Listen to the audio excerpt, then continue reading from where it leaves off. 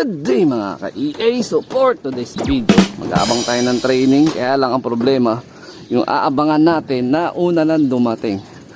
Ayan mga kalapatids, meron ng ibon dito sa may poste. Di ko lang sure kung sino tong first bird natin. Galing San Fernando, Pampanga.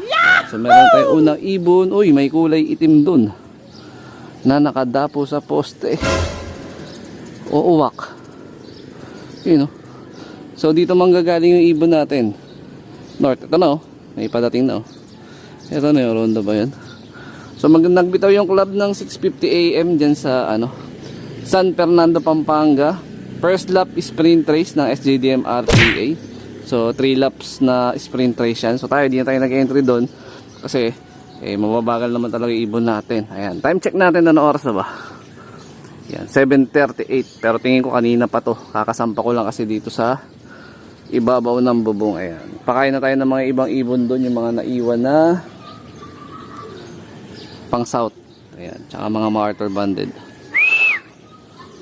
Yun o, nagdadatingan na yung mga ibon ng mga taga rito sa lugar namin. So ang tumbok ng ibon dito. Ayan, sarap sana magabang dito kung dito nakalocate yung pinaka-loop natin. Sarap sana mag-abang lagi.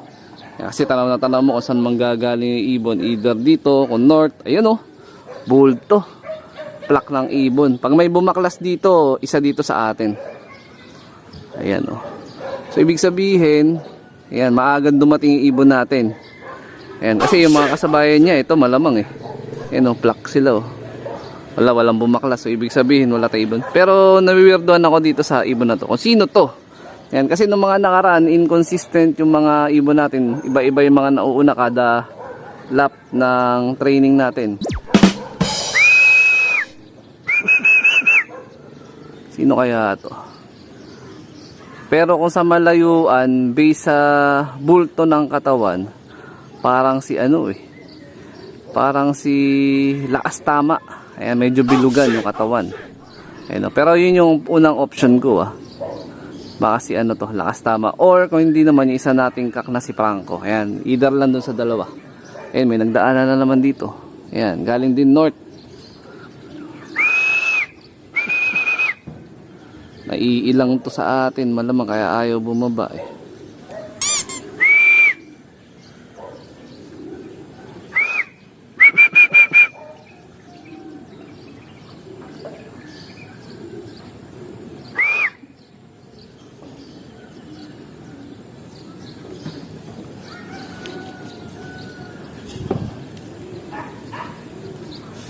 Ito, meron pa ditong patumbok Kaya lang, di naman north ang tinumbok nila Ba't nandito sila nang galing sa likod? Atin to, nagbibictory. Ito na, nahatak sa atin to. Ayun nahatak si Loko. Saan ka nang galing? Sana. Ayun, lumusot sa south ang Loko. Sino to? Namamara ako. Sino kaya to? Lumusot sa south. Meron na naman dito dalawa dito yung north ba't dito siya tumumbok? Nahatak siguro doon yung natangay. Tapos yan, dito na bumalik. Sino kaya to natangay? Nagaling sa south, part ng south. Ayan, iba natin nandun.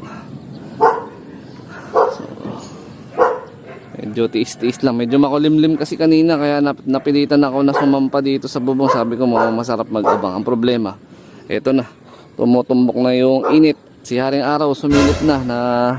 Natanggal na yung pinaka cover nung araw. Ayan na yung makapal na ulap. Lumilihis na.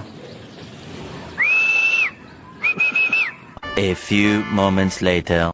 Yun mga kalapatids, yung natangay na nanggaling sa south, si Lakas Tama pala. Ayun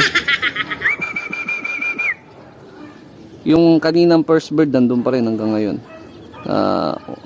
Dumating at gusto niyang puntahan. Okay, mukhang si nga yun, si Japan Dagit. Japan Dagit yung nauna. Pares niya yung sumunod, si Lakas Tama. Ayun. Yun, sa wakas, confirm. Mali ang ating hula. Nakakala ko is si tama ang una or si Franco yung kasunod. Si Japan Dagit pala ang nauna. Tingin ko mga 7:35 dumating to or mas maaga pa ng ilang minuto kasi meron tayong ginawa sa loob ng bahay. So na-expect ko kasi kulang-kulang isang oras yung pinaka-arrival or mas napaaga siya. Expect ko kasi mga yun nga, mga 7:40 kasi 6:50 binitawan eh. So yun nga lang sila kasama nag-overshoot na punta dun sa south. Ayan. Pero kung dumire-diretso to baka magkasabay pa sila nakauwi kanina. Baka magkabuntutan lang dumating to. Ayan. Pero sila kasama oh. Ayan oh. Check up. Pulang-pula yung mata. Check up. Saan na yung dalawa natin? Pasok. Yun. Sayang no, aga sana niyan dumating no. Kaya lang wala itambay. Time check anong oras siya pumasok. Namataan ko siya sa bubong. 7:38. Ayan, 7:46 pala siya pumasok. Ayan. So tingin ko mga 7:35 nandyan na yan, nakatambay or mas maaga pa. Wala akong forecast ngayon kasi di man tayo sumali nga sa sprint race. So yun, tayo pa tayo dun sa dalawa. Sa 50 kilometers na yung San Fernando, Pampanga. At ayun na nga mga kalapatids, namataan ko na yung dalawa at mukhang sabay pa silang dumating. Hindi ko nga lang napansin kung saan sila lumusot. Ayun, may dalawa na dyan. Time check 7:52. Yun, all goods yung San Fernando, Pampanga training natin. So wala tayong forecast pero meron tayong manual computation patungkol sa air distance tsaka speed ng ibon. Ayan, assuming lang to assuming. Ayan, so ito yung ating pinaka air distance mula dito sa San Jose del Monte, Bulacan. Ayan, punta nga dyan sa San Fernando, Pampanga. Nasa 52 kilometers na yan mga kalapatids. Gawing kaliwa. Ayan, gawing kaliwa. Tapos, yung manual computation natin, 650 yung bitaw. Tapos, inassume natin na 7:35 nga siya pumasok. Kunyari lang sa loop. Ayan. So, yan sana yung magiging speed niya, 1,150 plus. Kaya lang, ang original na naging speed niya dahil 7:46 na siya pumasok. So, ito yung kanyang magiging speed na lang. Ayan. So, yan, manual computation natin.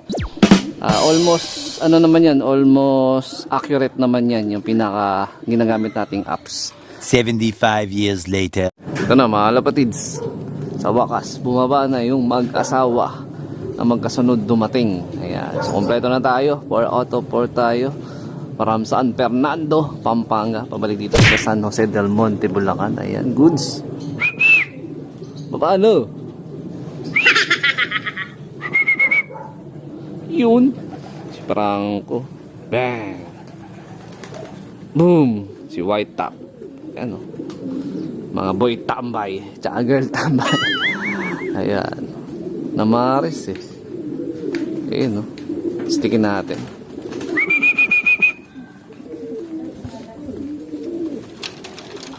Kaya hindi talaga tayo pwedeng sumali sa mga speed contest. Yan, like pulling. Kasi tingnan nyo naman. Although pagka sumampa naman sila dito sa loop, kaya naman natin agad itulak. Pinapahiya tayo ni Franco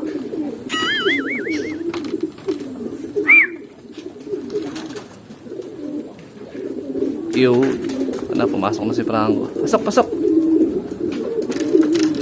Yun. Okay. Good job. Tapos mamara ako. Manang-mana talaga to sa tatay niya. Yung stop ban rate na Milky Bar. So, dito ko natatapusin yung video na to. Yan. Shout out sa mga solid supporter natin dyan. Siyempre, huwag kakalimutan mag-like, comment, and share.